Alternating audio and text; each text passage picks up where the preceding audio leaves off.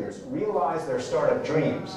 Part of a new series about older workers we're calling Unfinished Business. Part of our weekly look at economics, Making Sense. Let the fashion show begin. For a group of designers in Manhattan's Chelsea district, senior moments to remember. Former recreational therapist Virginia Hamlin, modeling her handmade scarves. I'm 75. I'm at level 75. Dinner Madelyn Rich, a former paralegal and social worker. I'll be 75 next month. Arlene Rubin, who makes clothes with recycled material, was a professor for 35 years. I'm 84 years old. But this is a venue for much more than fashion statements. If you have a smartphone and the phone is smarter than you need to go to Senior Planet. Nowadays, every day, in locations across the country, Senior Planet teaches Americans 60 and over the basics of cyberspace, from video streaming to job search. If you don't have social media, it will appear like you don't know what's going on. Founder Tom Kamber's first senior client was a woman in her 80s. And once a week she would come to my office with her breakfast in a napkin, and we would do a computer class. And over the course of a year, she learned a lot about technology, but I learned a lot more about aging and a lot more about the magic of what happens with older people when you bring together computers and seniors and you give them a chance to succeed with it. I needed support. Even though Bonnie McKay had been a hotshot retail designer at Bloomingdale's and then New York's Museum of Modern Art, now 68, she's consulting and, thanks to Senior Planet, cultivating a younger clientele online.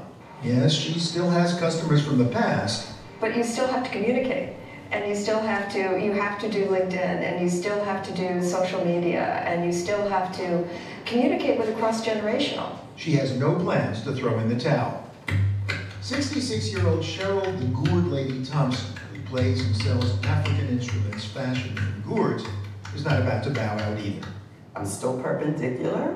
I still have my health, and I'm just constantly on the go, doing. Just trying not to think negatively and being around positive people. The main virtue of Senior Planet for her? It's become an extended family for me. For so many older people, working on is critical to well-being, says Tom Kamber. And there's a lot of research about how important it is for people to still be activated and have a purpose and be trying to be creative in their later years. I don't know if these colors look great for you. Like Madelyn Rich, her creativity inspired by a chilly ride on the New York subway. By the time I got home, I had a stiff neck. And I pulled out my yarn, and I started knitting. And 2 days later... Wait, this is a New York subway over air conditioning towel. Exactly. My saying is fun, funky, but functional. A slogan she's learned to hawk online. For many here, though, like milliner Carlos Lewis, 73, Senior Planet begins as remedial ed in low tech. I was a dummy, don't know computer, couldn't type, now I can type, now I can actually partially build a website, now I can send a picture to a client. Did you think you would be working at this age? Working at this age? No, because I thought that the business that I started, I thought it would be like really long ongoing. But he took a financial hit when his hat factory went bust. Now markets custom pieces to private clients. Income is an even more pressing concern for the Gourd Lady. Just keeping the roof over my head. I don't get regular, steady paychecks. And I get residencies, and they are temporary. So I'm always looking for the next residency, the next sale, the next source of income. Cheryl Thompson's Senior Planet goal? To sell her instruments on Etsy so she can start saving for retirement. She's 66, remember. I was just so busy always looking for the next dollar to keep the roof over the head. And of course now, being older, I realized, I'm like, 60 came so fast. I've saved, I don't know how many times, but then I've had to use it. 20 to 25% of the people that come in the doors here are looking to improve their financial situation. They are looking for a job, they're looking to save money by shopping online, or there's some business idea that they've been percolating for years, and now they're 65 and they suddenly have an opening in their life to say, I want to start that business. According to the Kauffman Foundation, in 2018, the 55 to 64-year-old age group made up 26% of new entrepreneurs, a larger share than their younger counterparts. Baby boomers turn out to be twice as likely to start a business within the next year as millennials. Senior Planet is teaching the tech savvy that passed so many seniors by. There is a downside in becoming acclimated to cyberspace, says Cheryl Thompson. I told my instructor it was his fault. He said, why? What did I do now? You introduced me to Spotify. I spent a whole day at home on Spotify just going through and collecting songs and things. I was like, wow, this is great. Great, but not exactly income producing. On the other hand, says Tom Kamber, older entrepreneurs aren't looking to strike it rich. Entrepreneurship turns out to be different for younger people versus older people. When you talk to a 20-year-old and they're starting a business, and I know a lot of those, they have this whole dream of you start the business up and then you get bought out by a big company and they buy you out, right? Right. When we get older, our horizons become a little shorter. And so we start realizing, well, geez, I might have 20 years or 10 years to execute something that really represents me as a person on this earth. For many people, they've been waiting a long time to do that stuff. Like the designers on the runway at Senior Planet. And that's why Tom Kamber calls this a senior moment. Ageism is one of the last really accepted areas where people will engage with some really negative stereotyping and negative biases and act as if it's normal.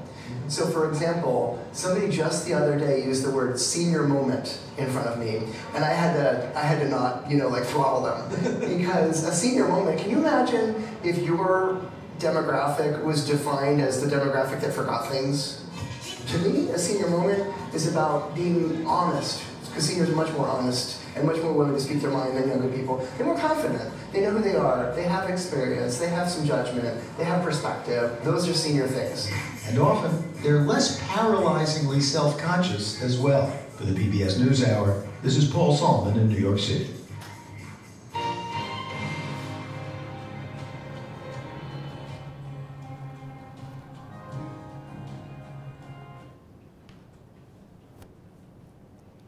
Good? We have microphone? Excellent. Okay, so did you see the jacket in the beginning? The pink jacket? So I'm trying to be very serious and very, formal and important. And I'm known now as the guy who went on national TV dressed like Elton John, the piano player. So now I'm famous. I want to talk a bit about, a little bit about what we learned at OATS over the last 15 years. And I'll tell a couple of quick stories. And I'm going to go through a format that's a little bit unusual, so you'll see where we're going. And I want to leave some time for questions at the end, so we can have a little bit more dialogue. If I'm speaking too quickly, just kind of raise your hands, because I'm from New York, and I tend to speak very fast. So I'll try to slow down. All right, so have you heard of the game, they say 2 truths and a lie?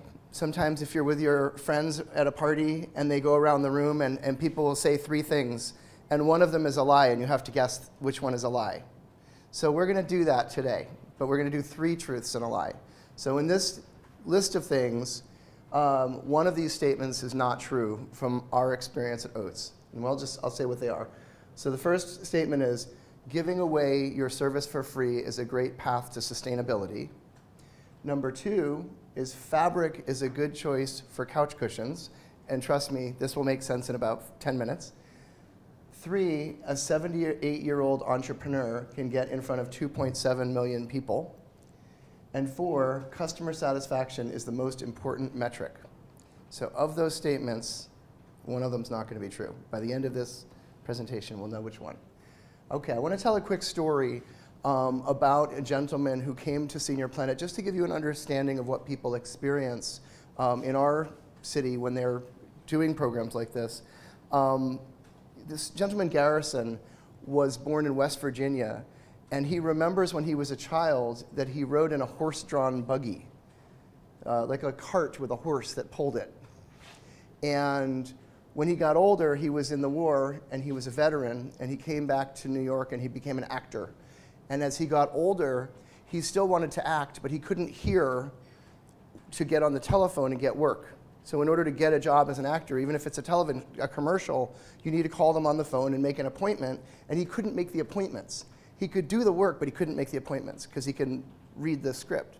So he wanted to get email so he could learn how to communicate by email and keep working. He was about 78 years old at the time. He came to Senior Planet, he got the technology information, and he started working again. And he was able to continue living in New York City for almost 10 more years because he could continue paying his bills. And when that finished, he moved to Florida. But the really interesting part is, while he was doing that, he also started using Facebook, and he made friends with all of his old friends from the veterans from the Korean War. He found them, and they all became friends again. And then when he moved to Florida, he started writing. And he always wanted to be a writer, so he started writing plays. And he wrote a book about his childhood, which I've read and talked about on Amazon. And then he won a play competition just last year when he was 89 years old. And I went to visit him. He was sick this year, and I went to visit him, and he was talking about his experiences at Senior Planet and how it became such an opening opportunity for him in his life on so many different levels. And he passed away this summer, but they said that his last day when he was there talking to his friends who were there with him, that he was talking about Senior Planet. And it was the technology and the connection to other people and the experience of something that gave him a way to express himself was such an important part of his life. And I just wanted to share that with you to give you a little bit of a sense of somebody's story through our programs. And then I'll talk a little bit about what our history has been at Senior Planet. I was the director, I'm the founding director of Senior Planet. I started it in OATS. I started in 2004. And I was working with an older woman, as they mentioned in the video, and I got excited about what could happen with senior citizens when they learn technology. So I just tutored one person, but I saw that her whole life was changing, and I thought this could be something that we would do as a nonprofit. There were no nonprofits in the United States that were really focused on this and really active in New York, and so it seemed like a natural place to start.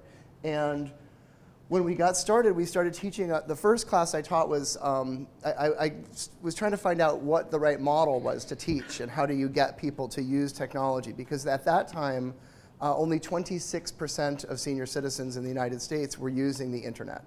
So the question was, what do you need to do to get somebody who's never online into being a technology user? And most of the curriculum and programs that existed were very inappropriate for seniors. They didn't work very well.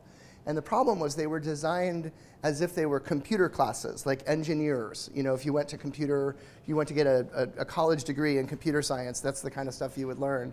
But seniors didn't really want to learn that. They wanted to just use email, go on the internet, connect to friends, learn how to do Google searches. And they also needed courses that were more relevant to older adults. The training methods for seniors really need to engage with all their experiences. I could understand from the translation a little bit of the conversations earlier, and people were speaking about relevance and the importance of doing work that was connected to people's lives. And so what we found was that the method had to be more engaging for older people. They had to be in smaller groups and be communicating with each other as they learned. So we developed a 10-week course. We designed it with senior citizens in the classroom, so they were working with us designing the actual curriculum. And we extended the period to 10 weeks because it takes that long for a person who's a beginner to get comfortable using a computer. And we added a second day of training, so it was twice a week for 10 weeks. It's a lot of hours, but people really appreciated it. We decided there not to charge for programs. And that was a big deal. At the time, a lot of our funders said, you have to get people to pay. If they don't pay for the class, they won't come. And if they don't pay for the class, how are you going to survive? You're never going to have enough money to keep this thing working. But when we talked to people, many people said, well, they just didn't have very much money to pay, and they would make it hard for them to take the class. So we decided to get what I call third parties, like another organization, a foundation or another nonprofit or public agency to pay for the courses and try to make sure that it was welcoming for everybody and the courses were free. That started to work, and the organization started to advance. And so after a couple of years, we were teaching all over New York City, and we were getting sponsored by companies and philanthropic foundations and small government agencies, and the program began to grow. And 15 years later, We're now a $6 million nonprofit with operations in 6 states all over the United States, and we've still never charged for any of our courses directly. So the first of the statements turns out to be true, which is that you don't necessarily have to charge in order to make your program work. There are different paths to making it sustainable. Some people do charge for some of the programs that, that the woman was talking earlier about, that really interesting program they have with workforce development. But sometimes there are different models that might be appropriate, and we learned that this one happened to work for our environment. One of the things that's been really interesting at OATS is as we've developed our programs, we've been able to work with corporations that sponsor the programs. We started with small grants from companies like Sony. I'm sure you've heard of Sony, that technology companies. But as we grew, we found that when we do our work, it adds to certain people's customer base. So for example, if you're a telecommunications company and you're selling internet access, we're training people to sign up for your internet access. So they love us. And the more we work, the happier they are. And they can't reach our customers because seniors don't trust them very much. And they don't really know, they don't have expertise. So we were able to get companies like Comcast, which is the largest cable company in the United States, to give us hundreds of thousands of dollars to teach people all over the country. And we didn't say sign up for Comcast, but we were able to teach them the skills to sign up for some kind of technology. And many of them, of course, did sign up for the companies that were there. We've also worked with Google, and the 2 banks here, Capital One and Citibank, have programs to reach their customers because many of their customers are no longer coming to the bank branches in person. They want them to be able to use online banking resources. But they don't know how to communicate with senior citizens through technology very well. And they know that because they've tried it and people don't come. So they hired us to help them develop classes, and we developed 56 video modules for one of the banks to train their banking customers how to use online banking. So we've used these kind of what I would call maybe a hybrid model that's partly direct social programming and partly working with large corporations as a way of growing our impact and sustaining things. As we got stronger and bigger, we were finally able to launch our own center. For the first 7 years, we only taught through partnerships. So everywhere you would go for OATS for a program would be somebody else's senior center or somebody else's library or their housing development. And that was helpful because we built a lot of friendships and a lot of partnerships out there, but it wasn't, we couldn't measure impact very well. What happens, a person takes your class, and then after the class is done, they go back to their agency, and we never see them again. So we don't know if we're really making a difference. And also, as we develop a model, people can't see the model very well. It's scattered around in different locations. So we were able to build a center in Manhattan called the Senior Planet Exploration Center, which was the first technology-themed center in the United States that was dedicated to older adults. And we launched that in 2013. And one of the really important things that was different in the way that we were thinking about it was we were using what today people call a design thinking approach. So we worked with seniors on the programs, but when we built the center, we were trying to find a way that we could design an experience for people coming in. In many cases, the way that if you were designing a beautiful hotel or a resort or a business for older people, for anybody, you would think about your customer and their experience. And so we tried to really bring a different level of care and sophistication to the way that people, the way that the space was created, to where we put the space and how we built it. And we also created a focus on 5 impact areas. Our board of directors had a debate around this time, and they were trying to decide what the organization was really about, because some people felt that we were about technology and about increasing people's use of technology, but most of the board said, we're really more about aging. We're a social change organization, and we don't want to be distracted by technology as if that's the end goal. We're certainly using technology, but technology is a means to an end. It's a tool rather than the ultimate objective. And so the board worked with us on a strategy, and we identified 5 areas that are critical to aging that we felt that technology could advance. And those areas are here on the list here: social, financial, health, advocacy, and creativity. And I'll talk a little bit more later about that.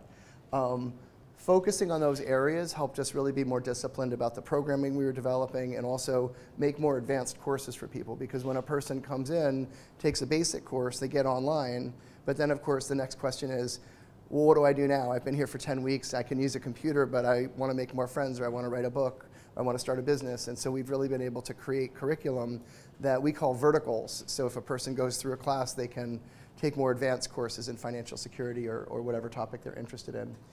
And then finally, we started developing programs all around the city. So we built 23 additional computer labs and maintained a lot of those partnerships. So we created a citywide municipal program that was serving 24 locations directly, and then multiple more sites on top of that where we would do contracts and things.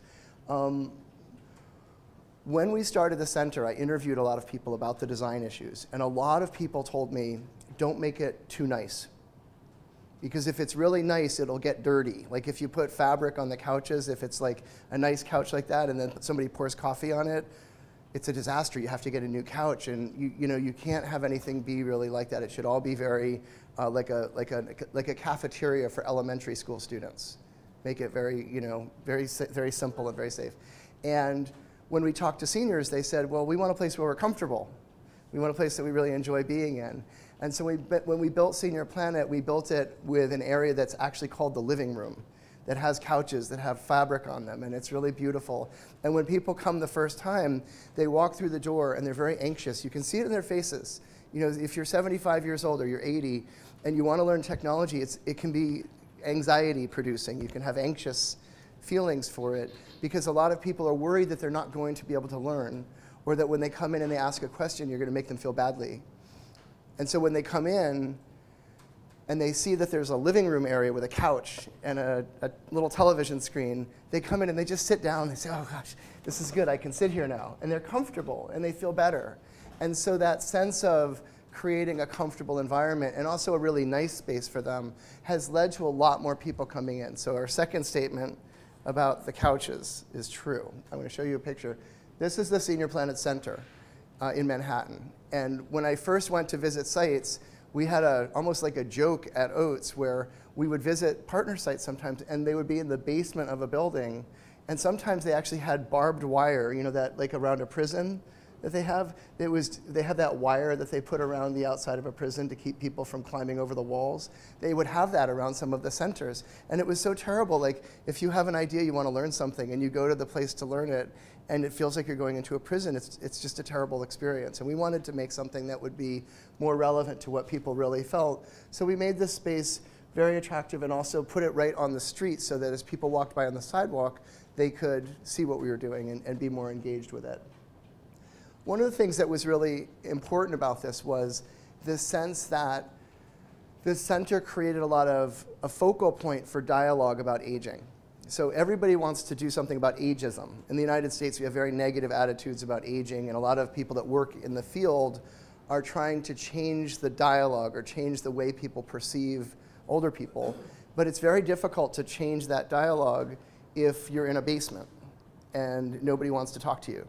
So when we did the Senior Planet Center, because it was so visible and it was kind of cool, we started getting a lot of press. So we got newspaper and TV press from all these different outlets. And it was really a way of changing what people talked about. People talked about it as a co-working space and an entrepreneurial space and a place where people were being really creative and doing really specialized learning.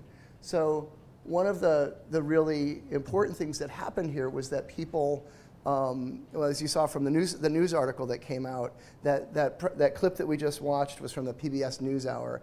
And on average, when that show comes out, it's viewed by 2.7 million people. So that show of people dancing and performing and creating their own businesses and learning technology was seen by as many people, almost half of the population of New York City. And the entrepreneurs in there were able to really become famous. Madelyn, who I'll talk about a little bit later, who has the scarves, when that show came out, the next day she called us and she said, everything's sold on my website. She had nothing left. She was crying, but she was happy. She was like, I can't believe that happened. She was really excited. And part of the dynamic or the success that we were able to have is by generating that different brand around aging and the different dialogue, we got a lot more interest in other organizations. And so we were in New York City until about 4 years ago. And we decided we were ready to try to do something outside of New York. And our first program outside of New York City was in what they call upstate, or the North Country in New York State. And the easiest way to explain it is we picked a very small town that's so close to the country of Canada that when you listen to the radio, it's in French. So it's all the way up in the northern part of the country. And we had a woman on our call the other day from that center, and she said, in my town, there are more cows than people. And so we went up there and we launched another center in her town. And part of the reason there was to show that what we were learning in New York City was also relevant in a place that was very different from New York City, so that we could demonstrate or at least learn what we needed to change and what kind of impact happened. And also in the United States, we have a very strong division between urban and rural. The rural people tend to be lower income, they tend to be older, they tend to be military retirees in many cases, or farmers.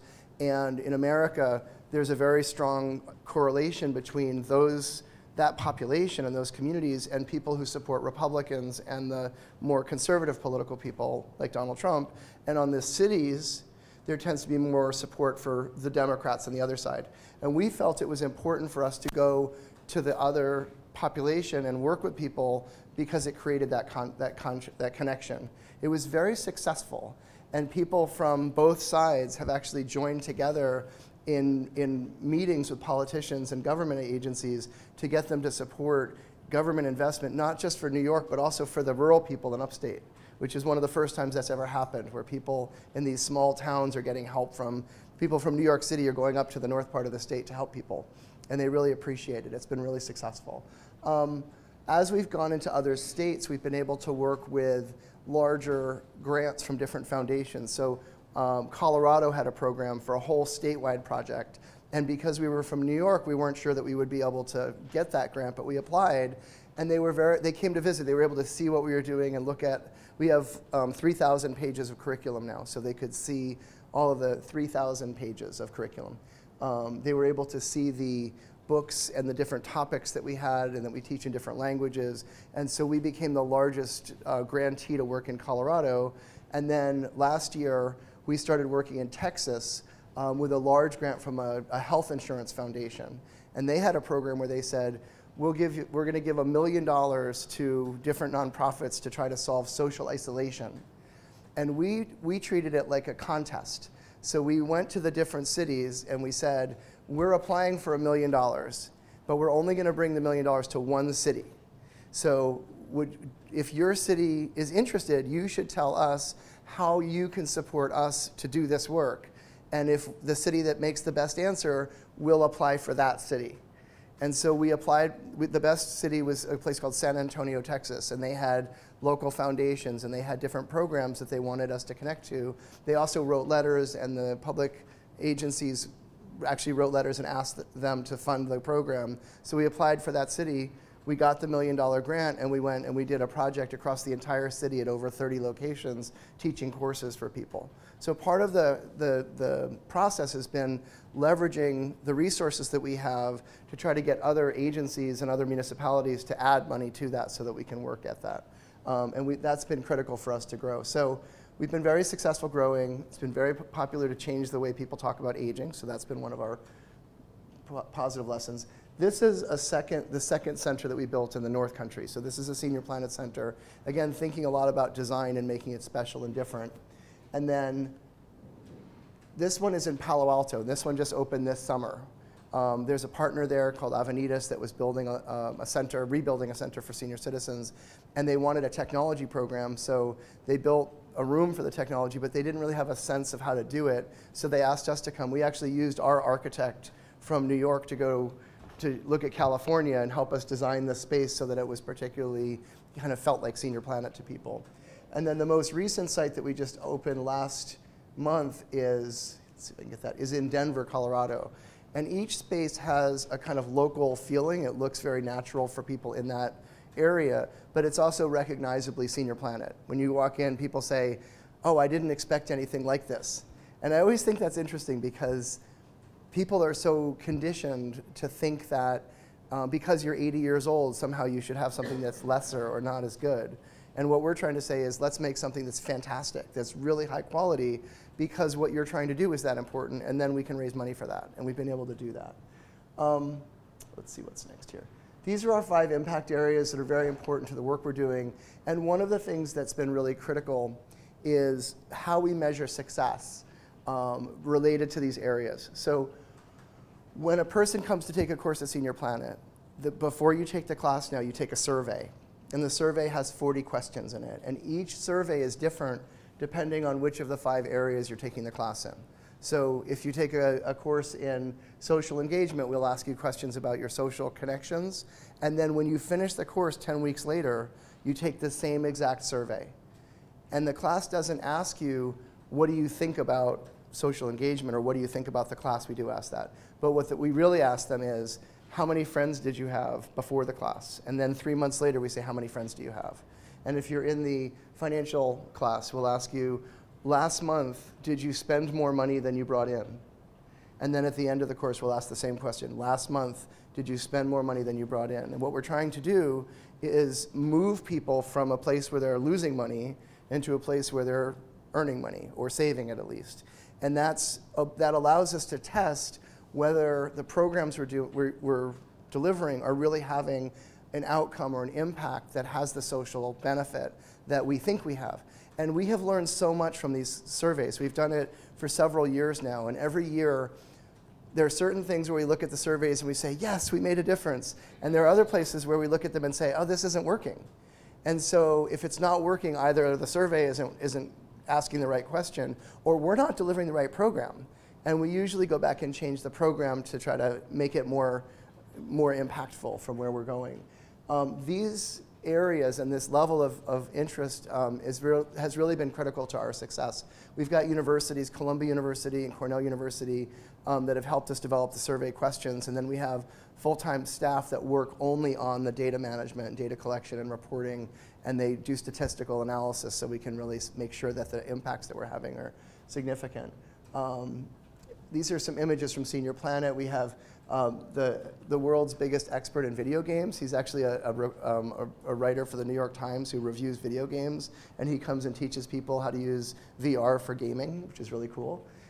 This is our entrepreneurship fair, where for the seniors that are designing, building new businesses, they come and we have an event twice a year where they can sell their products at the center, so it helps them generate income. It's not just about teaching them the courses, but also helping people come together. This is Advocacy Day up in upstate New York. Remember when I said that the people from rural areas were working with the people from downstate? This was one of the events that we did. And the gentleman up here in the middle, right there, is the guy who's in the government in New York State, whose job it was to decide if our program was going to get funding. And so when we went up, we asked if we could meet with him, and he said, sure. And he said, I really want to support your program. And we said, great, let's take a picture. And we brought him to the steps, and everybody surrounded him. And then we took this picture, and of course, he said yes, and he supported the program that year, so we got more money. But he also used this picture. We sent it to him, and it's a publicity picture for him because seniors love him because he's supporting a program that they really care about. So there's a kind of nice interaction that way to build the initiative. And this is Senior Planet on the day where we do class signups. So for enrollment, when you come and you try to get into a class, there's a lot of demand. And so when we got there the first day when we were opening classes, there was a line like this of like hundreds of people. And so we had to change the system now. So when you apply for a new class at Senior Planet, we have all these tables, and you come in and you get a number. And then we tell you what time your appointment will be, and then you actually get a counseling session to talk about what the best class is. Because you might come for computer basics, but really you should be taking the social engagement class. Or you might come for computer basics, but you should be taking the workforce class. And we want to make sure they sign up properly. So we spend a couple of days with a bunch of our staff and volunteers and people getting selected for the right classes for things. This gives you a sense of our metrics a little bit, just to give you a feel for the kinds of measurements that we do. And it's not perfect, but we're really learning a lot.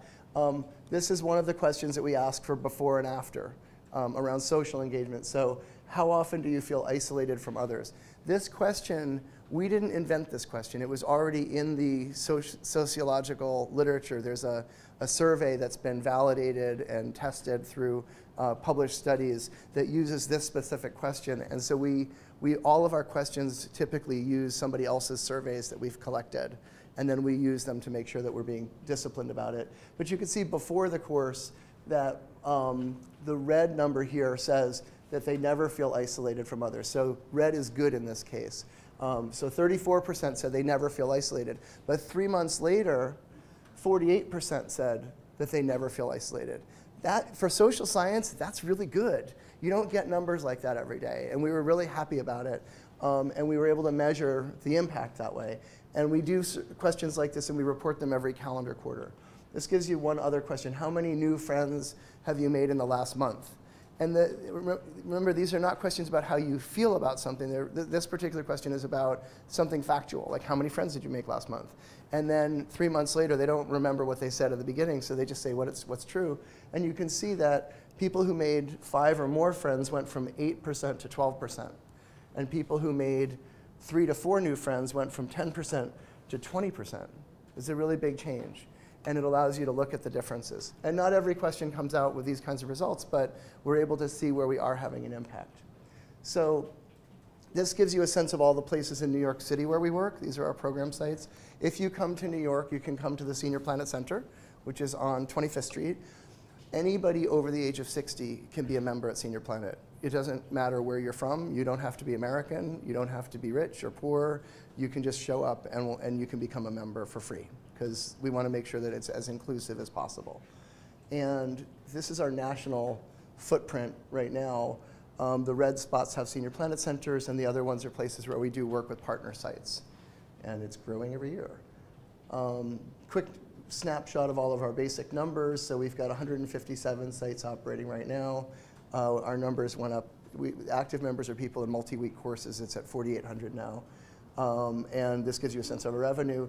And we just track all of our outcome data here. So for example, 56% of the people that went through a program say that they are saving money because of it, if it's a financial program. 43% lost weight.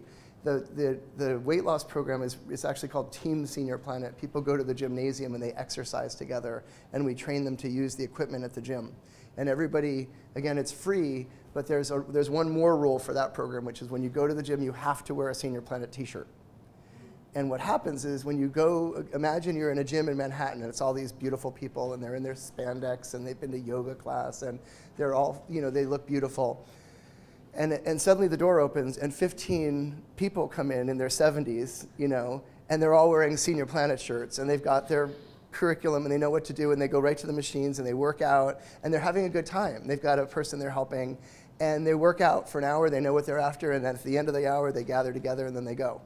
And people are like, what was that? Who were those people? And it's neat because it changes how people feel about it, but it really empowers the people who are in the program to feel like they're using technology, but then integrating it into their community a little bit. And when you think about a gym today, when you go to a fitness center, there's technology everywhere.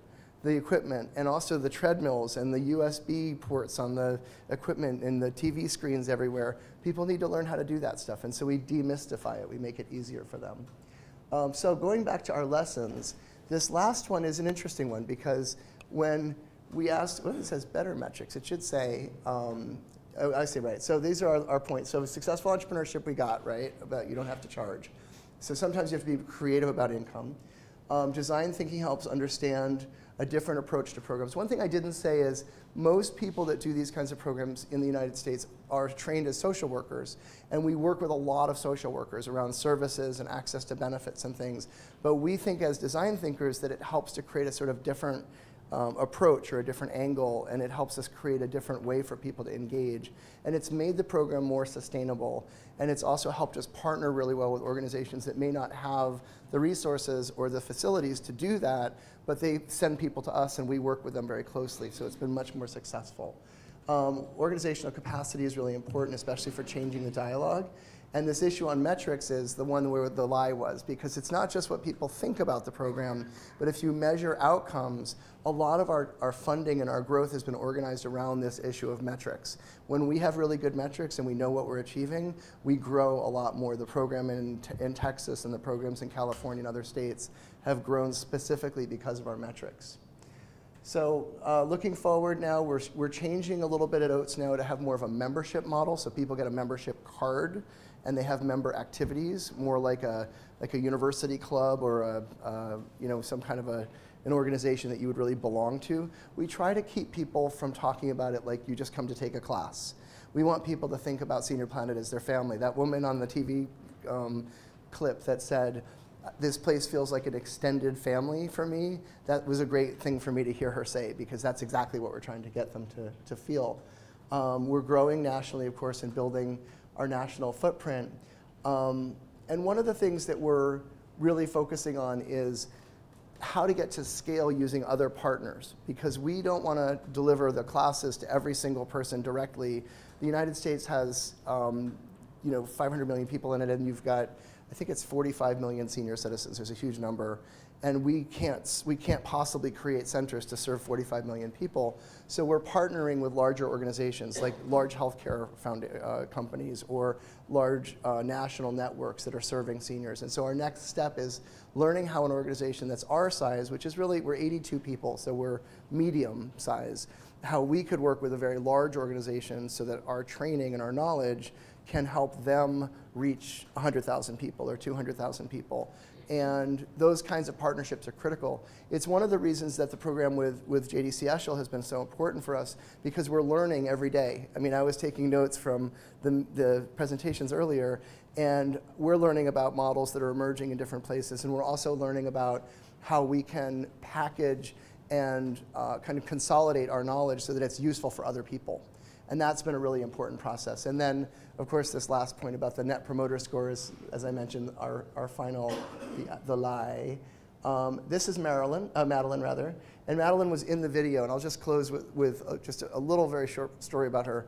Madelyn had cancer, and she was going to the hospital to get chemotherapy about 5 years ago, and when she was coming home from chemotherapy, she was exhausted. And she walked by Senior Planet, by the windows on the sidewalk, and looked in and saw a whole bunch of older people at a table learning iPads, and they were laughing. And so she came in and she said, I don't really know what this is, but it seems like a place where I might feel like I could relax a little bit. And would you mind if I came in? And they said, sure. And she sat down, and as she was watching what was going on, she said, could I take a computer class? And we said, sure, and it was free. And so she signed up for a class. While she was taking the class, she found out that there was a thing called e-commerce. And she had always she was a knitting person. She made bags and sold her bags at street fairs, but she didn't know about e-commerce. So we told her there's a class about that, so she signed up for the e-commerce class. And the day that she was there in the e-commerce class, she got an Etsy account, and she put her bags on Etsy, which Etsy is a website where people sell things. And she sold her first bag while sitting in a chair at Senior Planet. And she jumped up and she said, I sold something, I sold a bag, I did it. And people ran over to look at it. And then she said, okay, I don't want to do Etsy anymore, I want my own website. So we started doing a class for that. And I'll never forget, a couple of years ago, she asked me to come over, and I was walking by, and she said, I can't get my website to program properly. I'm doing something in JavaScript. Could you help me program the JavaScript? Now, I don't know how to do JavaScript. It's way beyond my level. And she's like 75 years old, and she's just really doing amazing things. And she's become one of our peer trainers for other entrepreneurs. So for other people that are starting businesses, she does lectures. And I remember she did a lecture recently, and she said she sells the products, but the address on her mailing address is Madison Avenue, which in New York City is like the best avenue in the city that you would have a very expensive store. But Madelyn is just a single woman, older woman. She lives in Harlem. She's not rich. But she says she was telling people in the class, she said, I got a post office box at the post office on Madison Avenue. And then I put it on my website, so when people send me mail, it goes to Madison Avenue, and it really helps people like the site. And she said, as a senior, you have to have these techniques, you know, you have to sell yourself, because otherwise people look down on you. But you can use technology as a tool to make yourself more powerful. And so she was really able to thrive that way. And of course, she got featured in our article, and she sold out all of her bags. But what she did with the money was interesting. I asked her, we were doing a workshop, and somebody said, you know, why don't you hire more people? You could make a lot of money. And she said, you know, I want to do stuff that works at the level of creativity that I'm proud of. I want to make something that represents me. And so if I hire people, they don't knit very well, and I don't feel good about it. I make more money, but I don't feel good about it. She wanted to make enough money that she could go on a cruise to the Caribbean. She wanted to go to the Bahamas. So she started selling her bags on Senior, you know, through her website. And she made so much money that not only did she go to the Bahamas, but she paid for her friend to come with her. So she and her friend went to the Bahamas, you know, for free, right? It was her job. But it was a real dream trip for them. And she came back and she showed me pictures at Senior Planet. And she's just doing great. She's doing so well. And 5 years ago, she was coming back from a chemotherapy appointment and was really feeling like really, you know, low. And today she's a TV star. So that's kind of what we're up to at Senior Planet. I'm happy to answer some questions and talk a little bit about how we do this, but that's pretty much the story. Thank you. Make sense? Here. Thank you. Do we have time for questions? Yes, we do have some time for questions. We've had an amazing 2 years together. Working with OATS has been incredibly inspirational. I learned so much. And partnerships are not always easy. Sometimes there are challenges, but I think everyone, OATS and Eshe, fell in love with each other. And once again, I apologize for people who were in our session earlier this week, because I'm going to say the same thing, that my favorite quote from OATS is aging with attitude. And I translate that to Hebrew as Vistakenim chutzpah, or chutzpah. And I really like that quote. I think it's inspirational. I think it can really change the way people feel about growing old, and it makes me kind of excited about growing old myself. Thank you for coming to Israel. Kimberly is hiding somewhere in the back. Kimberly has been talking to me every week for the past 2 years and helping us plan and design our programs, and it's been incredibly helpful. And yeah, we have some questions. We have some time for some questions if anyone wants to ask or share. You have to ask a question or I'll be disappointed.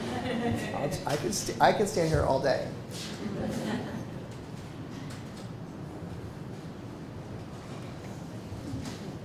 Yes? I have a question.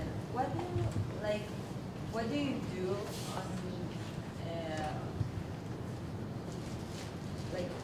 on the big problem of loneliness? Do you have something specific you're doing? I know that working together and learning together is probably good for this problem, but something specific. It's a great question. I'm so glad you asked. There's 3 levels to this for us. She asked, what do we do for loneliness? How do we challenge that problem that people have around loneliness? Not just because we have classes, but do we focus on it specifically? And first of all, there's one level, which is that when people go online, a person who's lonely, who's never been on the internet, who gets online, has a whole range of new opportunities that connect them. So Garrison, the first person I told the story about, naturally started using Facebook, right? And he started connecting. So there's that level, and that just happens. We don't have to work that hard at it, but just getting people connected and doing it in the way that we do it, that's socializing and that's encouraging. When we ask people at the end of the course if they would recommend it, 98% of the people say yes. And so last quarter it went down to 97%, but then it went back up to 98%. So we're really happy. But what's going on there is people finish the 10-week course and they want to do more, right? So now they're out, they're activated, they're engaging, and that's helpful. 2 is about 7 years ago, we did a project with a very large American nonprofit called AARP, which is the largest nonprofit that focuses on aging in the United States. And they wanted us to focus on loneliness. And so they said, how can you do something using technology to focus on specifically loneliness? And so the first question we said was, well, how do you measure loneliness? And they said, we don't know. So that's how we started with the universities and building the questionnaires. But Kimberly and I went back to the office, and she's trained as an anthropologist and I'm trained as a political scientist. And we're very sensitive to the difficulty of changing human behavior. It's really hard. Like if you work, face to face with people a lot, you can counsel them and you can give them subsidies and you can do things, but people are very stubborn. Habits are hard to change. So we decided that if you really get people that are very lonely, one of the things we observed is when you're isolated, your social skills erode. They go down. And so after a while, now you have whatever started the problem is now worse because you don't know how to talk to people anymore and you have a hard time engaging with people. And we've observed that people come to the center who are very lonely, but they're also kind of difficult. They're really depressed and they're anxious and they're angry and they may not be bathing as much as they should. There are real challenges. So we put together a program called Connecting to Community.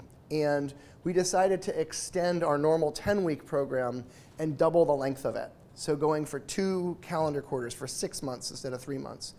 And we also realized that we couldn't do it with our staff because it was so much time.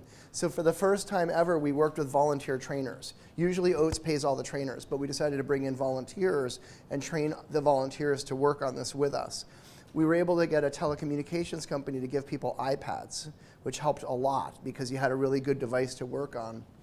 And then we went to communities and we asked pastors, religious leaders and community leaders, can you identify people in the community who are really isolated? Not people that are like a little isolated, but really lonely, who maybe their wife died and now they don't know what to do, or they've talked to their priest or their rabbi and they said, I feel so badly I might kill myself, like really lonely people. And we brought them together into this program where we offered 6 months worth of training. You get to use the iPad and real connections with other people. And we were able to recruit hundreds of people to take that class. And over the course of the program, we started seeing a real difference. That program is designed that every minute that you're in the program, we're rebuilding your social contact. So the first day, they take the iPad and they take a picture of Yossi, and then they share it with the other person in the class. And so everybody gets to share a photograph, and they get their contact list starts to grow, because now you have 12 new friends, right?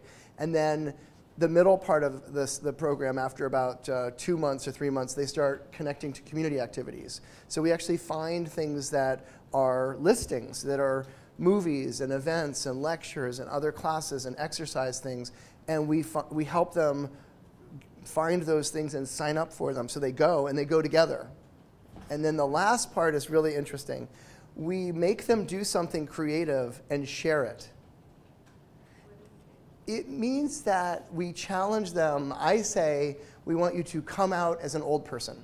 We want you to almost, it's like graduating, but when you get to the end of the program, we ask them to do something like, I'll give you one example. There was a woman named Darlene. Darlene was very lonely. She had been married to an abusive man who beat her, and he died, but she took care of him for 10 years.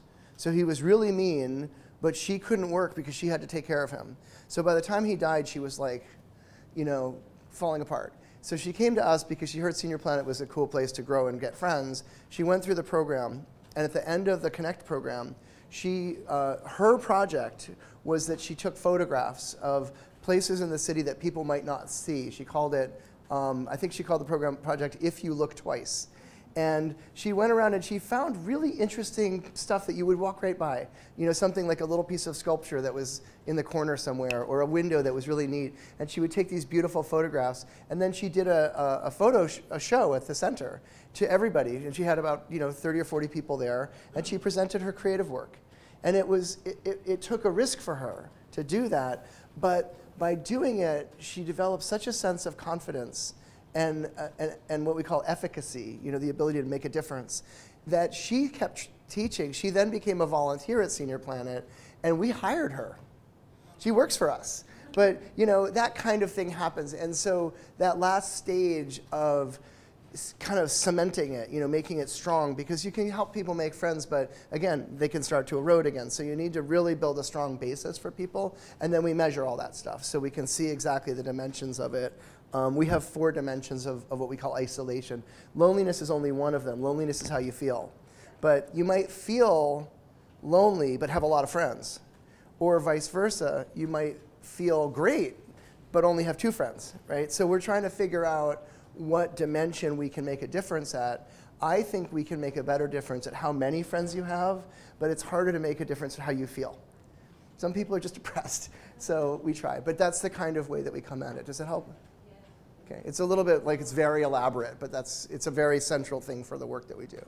All right, give me another question. Come on. Yes? Do you have any solutions or programs for people that cannot come to your center and they must to stay at home? Yes, we do. We've been doing work training people. We call it Senior Planet at Home. And it's small still because it's very expensive.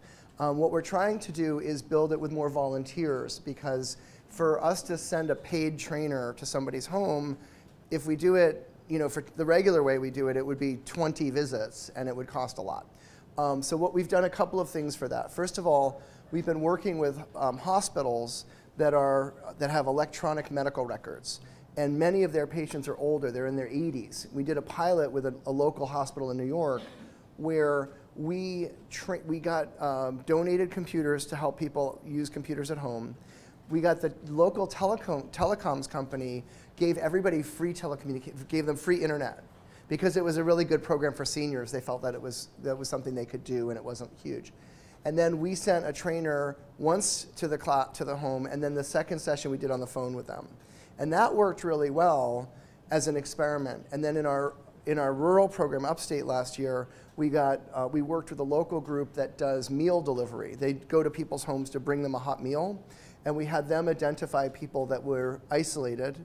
And then we sent trainers to their home, but not as many times. And then we've been creating online learning materials so people can learn from home. So where we're going now is Comcast, for example, is the largest cable company in America. We made a training for seniors at home how to sign up for internet and how to get started. We sold it to them, they paid us, and they're using it with their name, but it's our curriculum. And lots of people are getting online that way, and once they're getting online, they can start taking Senior Planet classes. And so we have about 200 online source materials that we can start to share with people. And in the coming year, we're going to allow people to take classes for the first time completely from home, going and digitally engaging. It's very hard to do well. And so the challenge is, we would have done it years ago, but every time I look at the model, we're not good enough to do what needs to be done to succeed until we get a little bit bigger. So this year, Kimberly and I were talking this morning, they're redesigning all of our materials so that they're ready for people to take courses online from home. It's a big priority for us, and if we get it right, we can serve millions of people. But if we get it wrong, it's just a crappy class, and we don't want to have people have a bad experience. It's got to be really good. So we're working on that. Any other? We gotta have one more question. See the question? Yossi is like trying not to fall asleep over here. You guys are looking like you have something to say. Go ahead. Where are you from? Where do you work? Yes. I'm working in a program that involves students at school. Okay, high school students or younger? My students, also elementary school, but the 5th and 6th grade only. Do you want me to talk about intergenerational technology classes? Okay, we do. Really? Yeah, unless you don't want to ask a question, which is okay. Okay. So the first, if you look at the very first slide I showed, our first program ever, we were in Brooklyn, and we wanted to teach seniors, but we didn't have any money, right? And so somebody called me and said, there's a building with a bunch of seniors, and 2 buildings down is a youth program, and the youth program has extra money. So call them. So I called them up, and they said, we'll give you $15,000 if you take our kids and just do something useful with them for the summer. So we brought their kids into our class, and the first class we taught was the first part of it was to teach the kids about aging and let them interview seniors, and then they became assistant trainers in the class. So and then we became the intergenerational trainers. In America, we call that intergenerational, right? So we started doing the classes, and it was fun, but kids are difficult, this, right? It's a lot of work, and we weren't experts at it. So over time, we tried different things. We developed a high school class that high school teachers could teach in the classroom for credit. The kids could actually get English language credit, and we would take our courses and let the young people come and interview the seniors and develop a training, and the seniors would go take it at the high school for a whole day. So it became an interactive tool for people to really get some training going. And that program was hard to fund at scale, so we adapted a few things. And the last project that we did that I thought was really interesting was on ageism. We found there was a youth organization that works with young people, and they're focused on media literacy, understanding, there's all this fake information on the internet, and young people need to learn the skills to begin evaluating what they're seeing. Like if you're reading something, it can be completely wrong, or it can be very biased or very critical and very negative. And we wanted to develop they're developing critical thinking for the kids. And so we did a program where we worked with a group to get television commercials, movie clips, and television show clips that talked about aging. So it would be an image of a senior citizen from a TV commercial. And in many cases, those commercials are very ageist. They're super negative. So there's a famous one with Betty White. She's an American actress, and they're playing football, and the football players are playing badly, and suddenly they look like Betty White because they're not good. And so like not good equals being old. And so we had the young people and seniors come together in workshops. So you get 12 kids and 12 seniors. We brought the seniors, the youth partner brought the kids, and we had them watch the show, these clips, and then dialogue about it. And they then re-recorded the clips with their own dialogue on top of the clips. And then we did workshops around the city. So they took those to senior centers and schools, and they did workshops with hundreds of people to talk about ageism and raise awareness so people could understand that we should be more conscious of aging, of what we say about our people because of their age, because it really can help to empower our older people and younger people to not feel limited. And my favorite part of that program was there was an older guy from Harlem named Born Allah, was his name, Born Allah. And he was this very serious guy, and we recruited him for the class, and he was, I don't know, he was just a little bit tough, and I was a little afraid of him. And so we started talking, and he was so nice to me, and I started feeling really comfortable with him. He took the class, and we became good friends, and at the end of it, he was doing a workshop, and he got up and he said, I need to say something. He took the microphone in front of like 100 people, and he said, I learned from this program that no one should feel humiliated in order that somebody else can sell a product. And I was like, oh yeah, okay. And everybody was there was a moment there where everybody realized that the ageism is really, it has an impact on people. And so those intergenerational programs can be really important. I have learned one big lesson though. It's very important when you do them to have a social context on aging. Because there's so much focus on youth programs, and people care so much about young people, and it's such a natural feeling. And it's not natural to care about older people in the same way, at least in America. And so we say that with intergenerational programs, we have to make that framework. There needs to be a social context, a social learning, and you have to be really disciplined about it. Otherwise, it becomes all about the kids. And so we've really had to balance that. But it's what we learned, and it's been back and forth, but we've gotten better at it. So I'm glad you asked that question. I'm going to drag these out of you guys. How are we doing on time? Good. Any last questions? I'll be around. You can all email us. Yes, go ahead. You had any experience with people who have MCI? Who have? People who have MCI. MCI? Cognitive impairment. Like a physical impairment? No, dementia. Oh, dementia, like early stage. Yes, it comes up quite a lot. Our programs are, because they're center-based, most people that come to Senior Planet can get around the city because they're traveling by themselves. But we find quite a few people who have what you would call early stage dementia, which could come from a variety of different causes. And early stage people, if they're capable of getting around, they take our classes, they do fine.